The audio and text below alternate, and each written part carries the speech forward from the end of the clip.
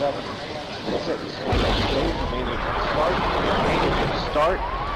2, 1. Booster ignition and liftoff of the Space Shuttle Discovery, returning to the space station, paving the way for future missions beyond.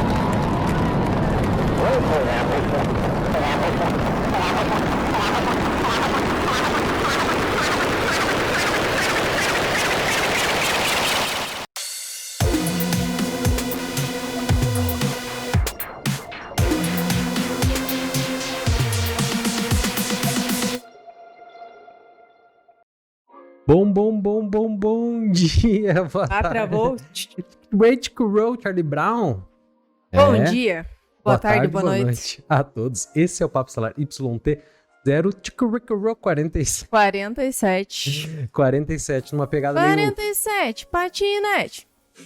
O YouTube, aqui no net. Ah, o patinete? É, não gosto de andar de patinete, ué?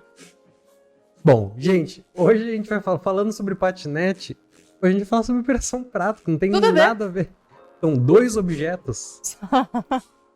Essa é a única conexão entre... Sim, né? A operação e o prato? Operação é o prato e o patinete. Ah, entendi. Entendeu?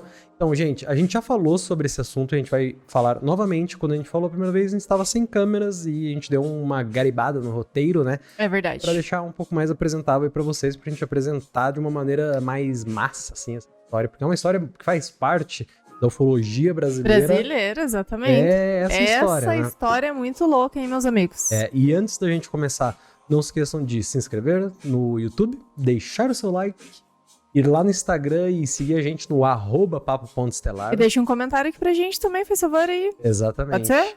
E sigam o nosso ETzinho, The Gogs. O The Gogs. Hoje tá meio devagar. Hoje ele tá devagar, tá de férias. The Gogs tá de Semana que férias. vem o ETzinho vai estar presencial aqui.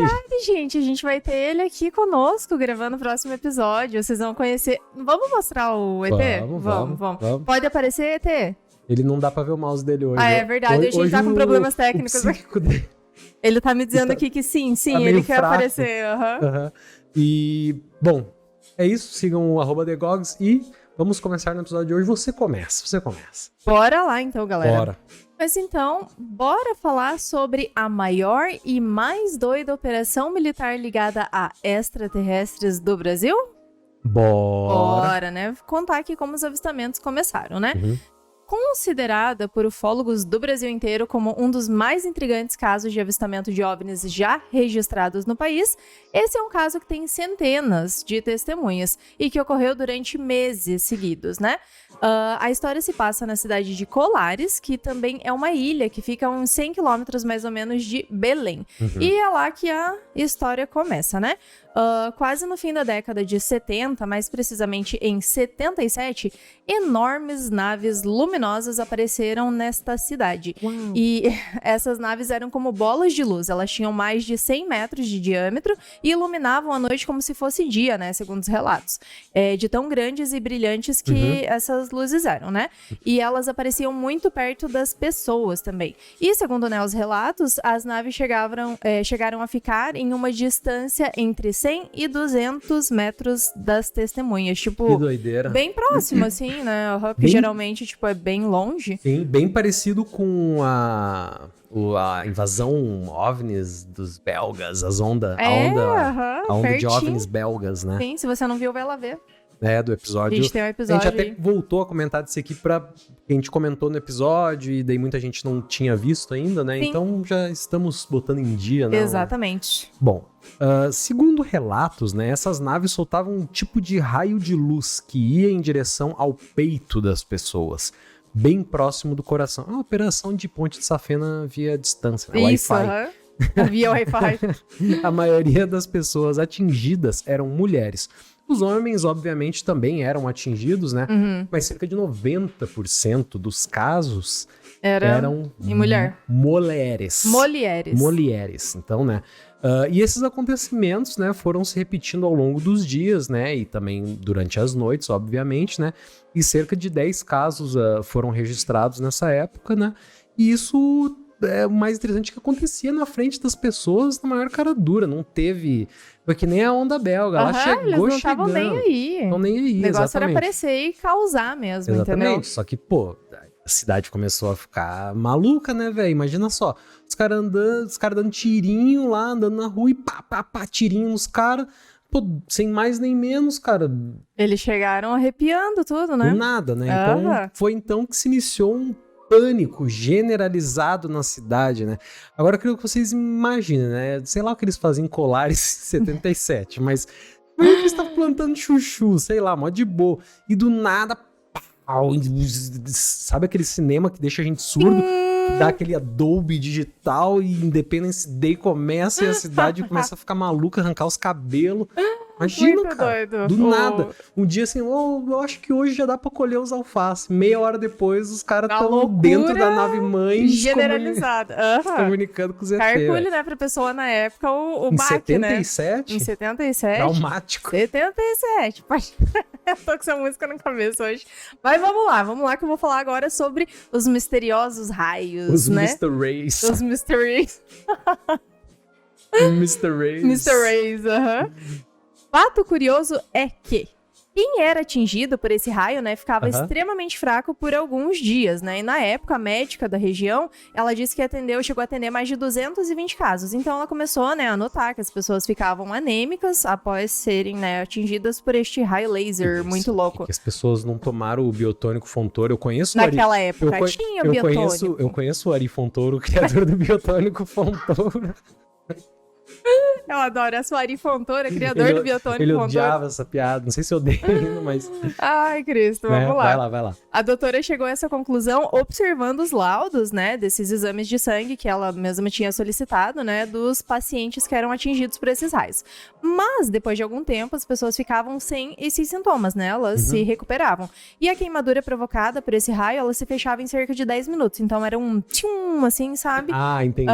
Vinha o raio. Com barulho, agora eu entendo melhor. Isso, porque então, tem que ter a questão da sonoplastia, quando entendeu? Fecha rápido é tchim e quando não fecha rápido é? Ah, daí eu não sei, eu não... Bom. Bom. É uma paulada na cabeça. Num sino tibetano, assim, sabe? Ah, mas eu entendi, ok. Então, esse fenômeno, né, que a gente tá comentando, ele era popularmente chamado de chupa-chupa. Era o chupa-chupa, né? Ele vinha aí... pililito. Adoro esse pililito.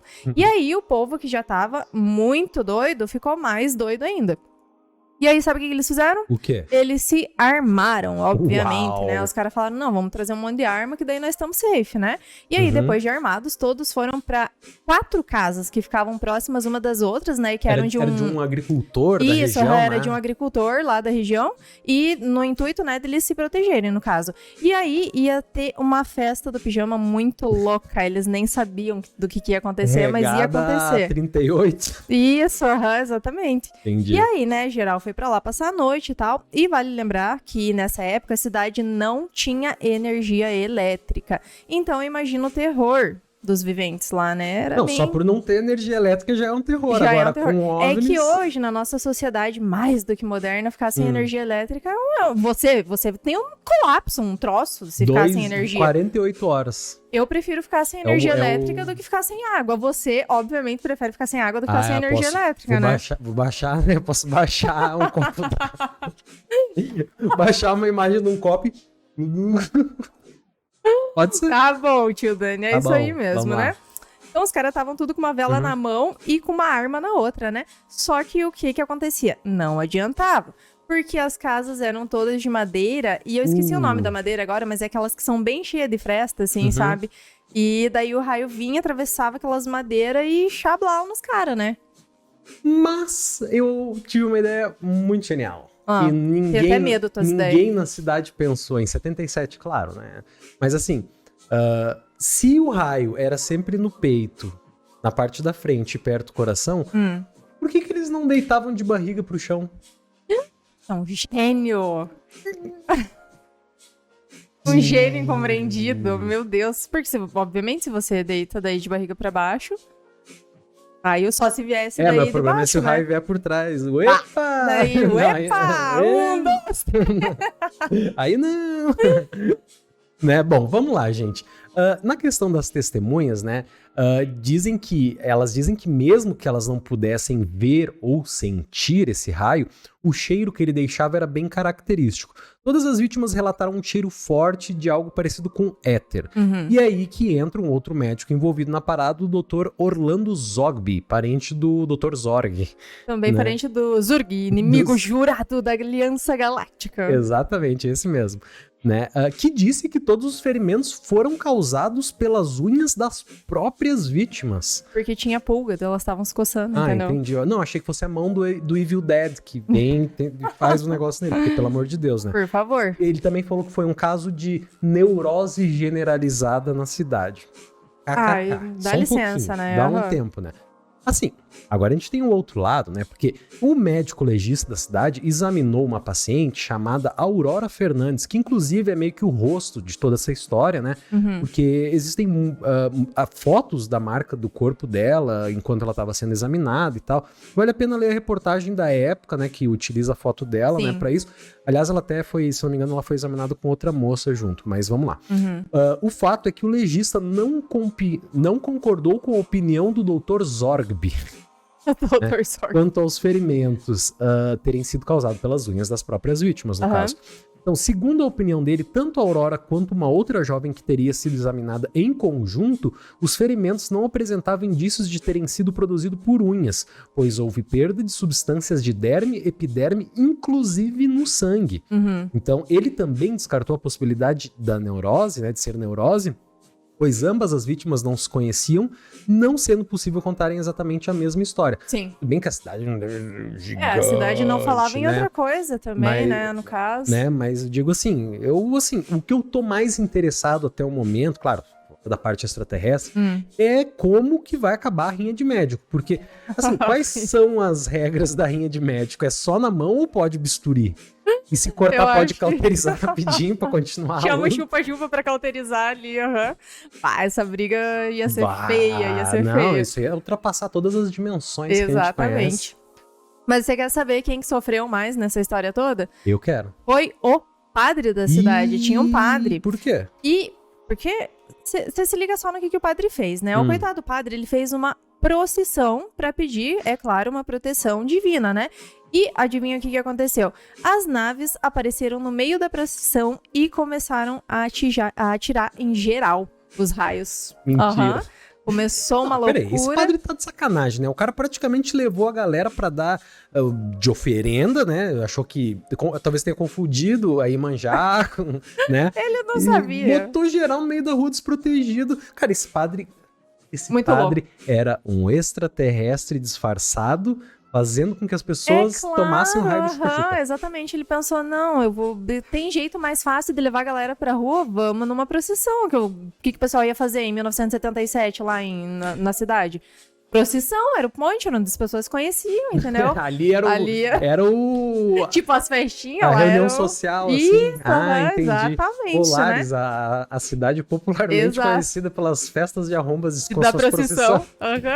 Yes. E aí, depois desse ocorrido, né, o pessoal avisou a Força Aérea do que tava rolando lá e tal, e eles vazaram da cidade, pegaram seus pertences e seguiram o seu rumo, né? E aí a imprensa começou a se interessar pelos acontecimentos, né, no caso, e o jornal A Província do Pará publicou reportagens nos dias 19 e 20 de novembro de 1977, sendo que nessa última, né, teve até uma foto da jovem sendo examinada pela doutora, né, da cidade, com um ferimento um pouco acima do seu seio esquerdo, e essa foto se tornou icônica, né? Porque Aurora, é meio que... porque é uma das poucas imagens que mostram, né, o que eles chamam de chupa-chupa. E os habitantes da região também chamavam o raio de luz vampira, além de, é claro, o chupa-chupa, né, como a gente comentou. Entendi. Cada vez que você fala chupa-chupa, eu lembro daquele meme do Saci. Ela fala, chupa. Mas você vai me soltar? Você vai me soltar, chupa. Eu acho que as pessoas que escutam... Olha, caiu minha caneta. Eu acho que as pessoas que escutam a gente, tipo, pensam que a gente é meio avanço das ideias, assim. Sim, estão certas. Vamos falar um pouquinho agora sobre o envolvimento das forças aéreas. Vamos, só se for agora. Essa parte militar sempre faz parte da coisa ufológica, né? Tem que ter, né? Tem que ter, né? Os caras comandam ali pra esconder as coisas. Exatamente, né? Então, assim, após os habitantes da região avisarem a Força Aérea, começou uma investigação sobre o caso através do Comando Aéreo Regional de Belém do Pará. né? A operação começou no final de 1977. Foi liderado pelo capitão Urangê Bolívar Soares Nogueira de Holanda Lima, mais conhecido como Jota. Eles cortaram o nome dele de 50 caracteres para 1. Mentira. Mas Jota? Jota. Não sei Nem porquê. tem... Não tem nada no nome dele que é Jota. Não tem um Jota. Mentira, gente. Ele é conhecido como o Coronel Holanda. Ah, bom. Que levou um esquadrão... levou um esquadrão de elite da Força Aérea Brasileira para a cidade. E que nomeou a missão de Operação Prato. Sim. Né? O nome vem do formato dos OVNIs que lembravam um prato. Aí, para não ficar muito na cara, eles botaram um nome que fica quase na cara. Exato. Militares em 77. Militares em 77, Já sei o nome do operador. Ninguém jamais desconfiará. Exato. Então, né? Comandando muitos militares, o trabalho do Coronel Holanda foi intenso, analisando as ondas de OVNIs que foram relatadas desde a Baixada Maranhense até a divisa com o estado do Pará. E eles foram cheios de equipamento para essa investigação, né? Os caras levaram binóculo, caminhão militar, câmeras fotográficas, armamento, filmadora, jet ski, jetpack, tudo. Uma folhinha anotando todas as manhas do GTA, saber, né? Bom, assim, e eles também levaram essas câmeras, né, para que eles pudessem, e binóculos para observar e registrar também, né, essas possíveis aparições. Sim, claro. E se defender de qualquer ameaça, né? E a primeira coisa que eles fizeram, assim que chegaram na cidade, foi montar um monte de metralhadora na praça da cidade e também, obviamente, artilharia antiaérea. Os caras eram espertos, né? Eles queriam se defender. Não eram. Não. Vou contar um relato do helicóptero depois. Tem essa também. Tudo bem. Durante o dia, né, os militares entrevistavam os moradores que haviam sofrido as queimaduras e no período da noite os militares dormiam. Nossa. Eles Não, eles estavam cansados. Eles têm que descansar, não, eles se revezavam, né, para monitorar os céus, né, a floresta, o litoral. É uma região que tinha bastante para cobrir, né? E sempre fazendo isso, sempre atualizando os registros, caso vissem alguma coisa, né? Sim, e vale ressaltar também que o Coronel Holanda, quando ele chegou na cidade, ele não acreditava nessa história de platillos volantes, né? E nem ele, nem a médica da cidade. Porém, essa mesma médica, ela disse ter visto uma nave gigante passando bem na frente dela. E no mesmo dia, né, que os militares chegaram na cidade. Só que esse avistamento, ele ocorreu longe de onde os militares estavam, no caso. Até porque ninguém podia se aproximar dessa base que eles montaram na praça da cidade. Mas agora eu vou contar pra vocês o que ocorreu, né, durante essa campanha militar, né, que eles montaram lá na cidade. Alguns dias depois dessa chegada deles, dos militares, né, na cidade, um morador que estava pescando na beira do rio, porque a vida não para, entendeu? Tá rolando o caos na cidade, mas se ele depende da pesca ali... Se você não pesca o teu peixe... Às vezes você não come, né? Então o cara tava lá pescando, né, na beira do rio e tal, e ele também viu uma nave. E ele foi correndo, né, procurar um militar pra contar tudo que ele tinha visto. Foi quando os militares passaram um rádio informando pro coronel, né, Holanda, ir até o local com uma equipe, né. E aí, chegando lá, ele não acreditou no que ele tava vendo, porque a cerca de 50 metros de distância, a luz de uma nave brilhava muito intensamente, iluminando, né, os rios, floresta onde eles estavam, e segundo os relatos, essa nave não emitia nenhum tipo de som. Ela fazia um som tipo assim... Uau! Era esse som que ela fazia, tipo, um total de 0 som. E aí, o que os ETs fizeram? Eles mandaram mais 3 luzes, só de zoeira, só assim, de entendeu? zoa. E aí as naves planavam, voltavam, né, na floresta, eles estavam fazendo algazarra ali nas naves. Algazarra. Uma algazarra. Entendi. E o morador que tava, né, no local, ele disse que parecia que as luzes tinham vida própria. E o mais interessante de tudo isso é que esse mesmo morador, ele afirma que esse evento foi gravado pelos militares. E então foi aí, né, que eles notaram que havia uma manipulação inteligente por trás dessas luzes. Não era uma luz aleatória, assim, sabe? Tinha alguém direcionando elas. Porque as luzes não se chocavam em nada. E as naves se moviam, né, de uma maneira coesa e racional. Por isso que eles chegaram nessa conclusão, né? Sim. E ao fim do espetáculo, as luzes sumiram na floresta e nenhum soldado recebeu o raio laser do tal do chupa-chupa. Nenhum soldado recebeu o chupa-chupa. Nenhum soldado. Não sei, né? Ô, Dependendo entre eles. Ô, louco, Ô, louquinho meu. Ô, louquinho meu. Alguns dias depois, um OVNI apareceu bem próximo à cidade, né? E o coronel mandou um helicóptero atrás desse objeto. Aquela história, né, que você comentou que a gente ia contar. E, de fato, um helicóptero perseguiu realmente o objeto naquela noite. Não, assim, antes de começar, eu tenho que falar que, assim, você falou, não, eles eram muito inteligentes. Os caras são muito burros, cara. Ai, Porque não dá olha só, pra falar isso. imagina só. Você tá vendo um ser que deve ter 1 trilhão de anos mais que você. Aí você manda um cara de helicóptero. Aí Avançadíssimo. você vai mandar lá o Cabo Batata. É o nome do cara. Cabo Batata. Cabo Batata. Em cima de um pirocóptero. Em cima de um pirocóptero gigante de metal Aham. pra chegar perto de uma nave. E a gente sabe que existe interferência eletromagnética. O que ia acontecer? A gente não voa, o ser humano não voa. Desde que eu me Até conheço onde a por gente sabe, não Então, acontece assim, isso. o cara vai fazer a operação como batata, quando ele volta, ele é um purê. Purezinho. Falar batata frita, né? Porque as hélices assim do helicóptero. Pode ser também. Aham. Insensibilidade. Batatinha bem pequenininha que a gente comprou. Picadinha bem fininha, né? Então tá. Os Gente, caras eram espertos, não eram, né? vamos lá, né? Adivinhem o que aconteceu. Adivinha, galera. Bom, quando o helicóptero se aproximou da nave, o helicóptero começou a cair, obviamente, né? E durante a queda, ao perder a altitude, ele se distanciou um pouco do objeto, o que fez com que o helicóptero voltasse a funcionar, como se tivesse saído de uma influência eletromagnética ou algo do gênero, né, da nave, e após certa distância, o helicóptero parou de apresentar essas falhas e se estabilizou. Uau! Então, assim, não sejam burros, mas... Não sejam bobinhos. E mesmo com os militares lá, os raios continuavam. Chegou um ponto em que a cidade ficou quase deserta. O padre, prefeito, médico, os militares e poucos, mas corajosos, né, moradores da cidade. Aqui tem coragem. Aqui tem coragem, né? E apesar de toda a insistência, nada teria sido encontrado. Encontrado entre aspas, né? Porque os militares levaram informação de lá, sim. Só não é aberto pra gente, né? E por fim, o coronel Holanda deu o caso como encerrado após os avistamentos cessarem.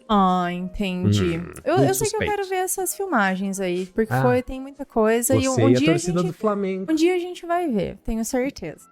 Não sim. sei. Mas agora eu vou falar pra vocês sobre os sintomas causados pelos raios misteriosos, o tal do chupa-chupa, né? Utilizando os registros militares, né, do relatório vazado da missão, foram catalogados os seguintes efeitos físicos na galera. Vamos para o bolão dos sintomas, tá? Vai. Paralisia ou amortecimento, tremores, dores de cabeça, calafrios, rouquidão, calor, choque elétrico, entorpecimento, queimaduras, compressão, dor nos olhos, na nuca, dor muscular e perda de sangue. Rolou. Mas não é tão grave assim. Teve uns casos que os caras e as mulheres ficaram até vesga pro resto da vida lá, mano. Então esse daqui ainda é bem... Isso aqui é uma gripe. Isso aqui você fala com a Aracida Top Term e compra um ômega 3 dela. Resolve tudo e já aqui. resolve tudo. E já resolve. Bom, gente, vamos falar sobre mais um relato interessante, né?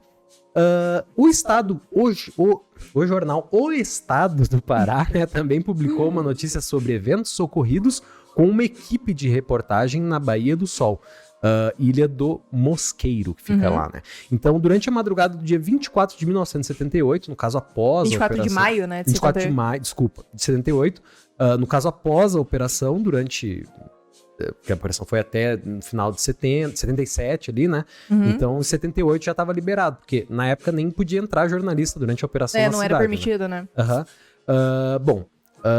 Um foco de luz, né, despertou o interesse dos repórteres que estavam abrigados no carro por causa da chuva, né? E essa luz teria atravessado a estrutura de metal do automóvel.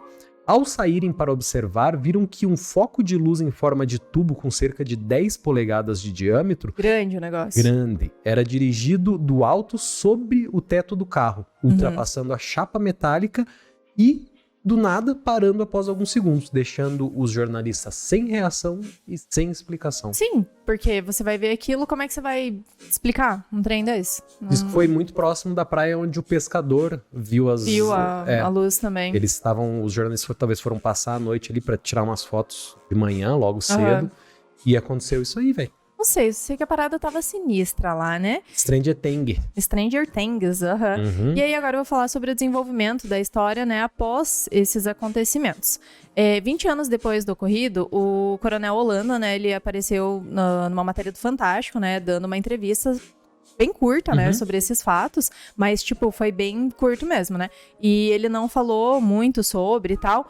Porém, 2 semanas depois, ele chamou a revista UFO, né, para uma entrevista. E aí, dessa vez, dando todos os detalhes da operação. A única coisa que ele não conseguiu obter, né, foram as fotografias, né, e filmagens que ficaram com a Força Aérea, obviamente, né?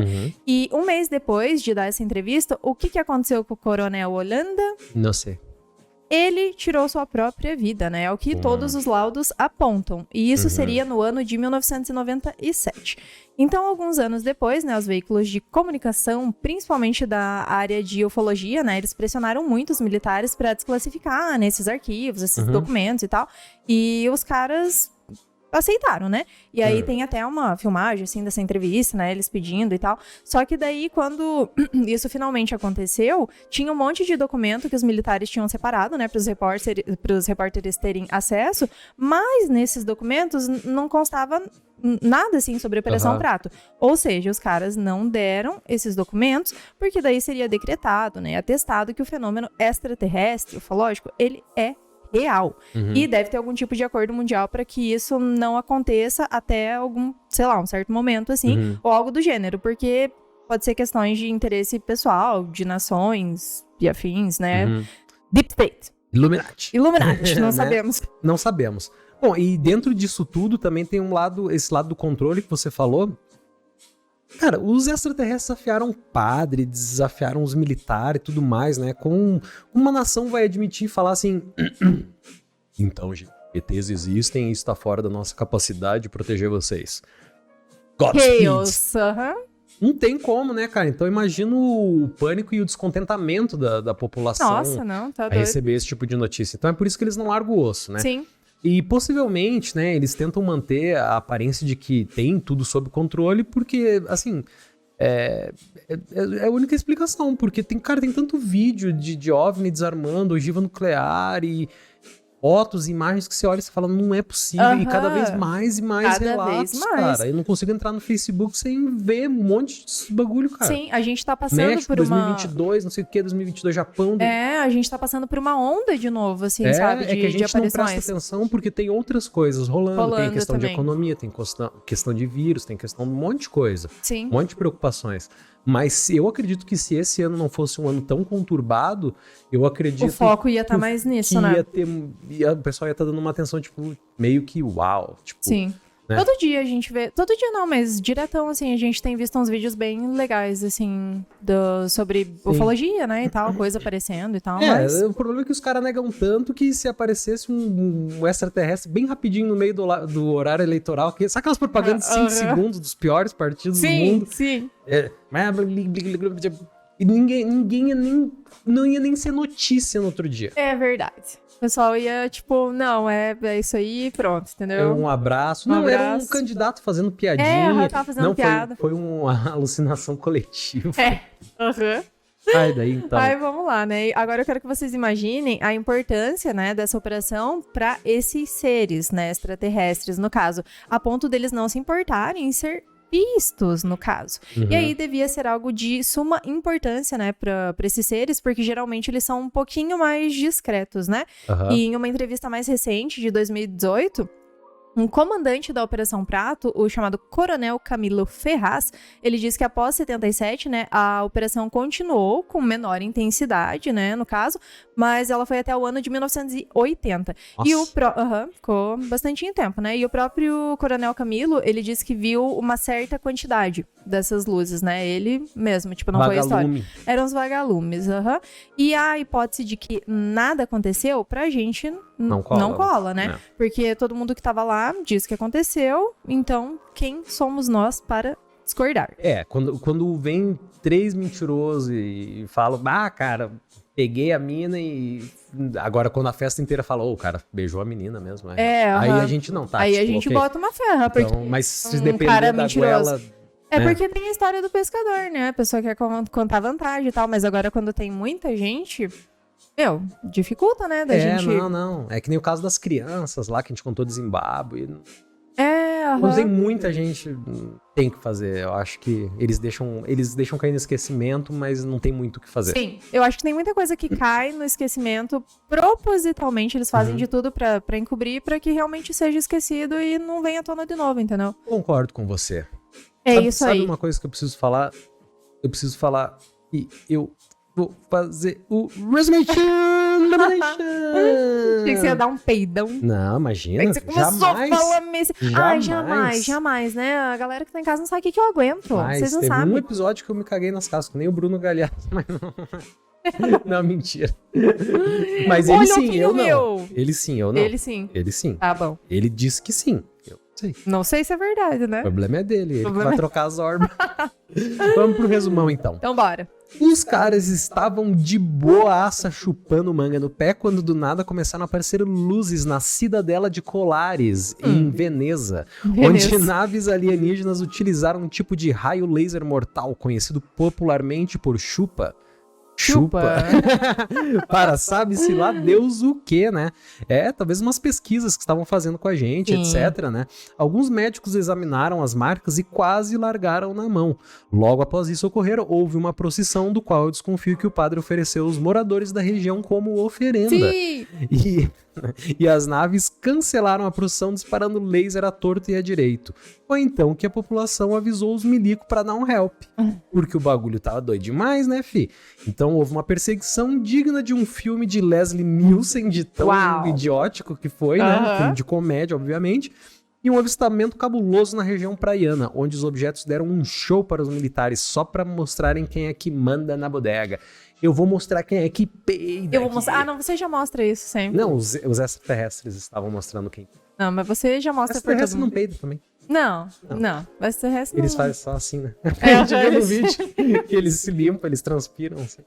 Ai, Deus, vamos lá, então. Gente, espero que vocês tenham gostado do episódio de hoje. Esse foi pouquinho mais rápido, porque tá muito frio. Engraçado que hoje tá menos frio, você é do contra. No último episódio que a gente gravou, eu tava assim, ó, congelando e vocês viram o jeito que ele tava. De camisetinha, quero parecer na câmera bonitão, não sei o quê. É chocolate pro vagabundo. Dá um saco de bombom pro vagabundo. Manda flores pro vagabundo. Né? Aí agora que tá mais de boa, ele tá peidando de frio. Não, minhas mãos tão... O vento tá atravessando o dedo aqui, não tem... Os neutrinos aqui de gelo. Os neutrinos, não tá faltando os neutrinos aqui, né?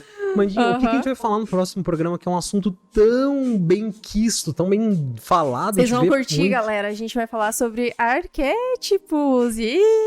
Arquétipo é muito louco, cara. E você se conectar com o arquétipo, que é uma representação de algo, assim, sabe? Você trazer aquilo pra tua vida. É uma geometria sagrada, porém com coisas mais do dia a dia. Com representações, né? Pode ser com uma imagem, com um som, com um cheiro. Tipo, tudo pode ser um arquétipo, assim. É realmente uma representação de algo. Do Exato. E pra você se conectar com esse arquétipo, pra ele trazer mudanças, trazer coisas novas, boas coisas na sua vida. Mas a gente vai contar mais no próximo episódio. Doido demais. Beleza? Beleza, Mandinha? Eu tô gritando aqui, tô falando muito. Pede pros caras se inscrever, pede pra dar like e vamos embora. Se você não clicou aqui no começo do vídeo, lá no começo do vídeo, aliás, no botãozinho que tá aqui embaixo do like ou no se inscrever se você já não é inscrito, por favor, faça isso agora. Ajuda o canal a crescer, significa bastante pra gente. Belezinha? Belezoca? Belezoca? Segue a gente no Instagram também. Instagram, @papo.estelar. Segue o Degogs. Degogs, @degogs com 2 S no final. Beleza? E... S.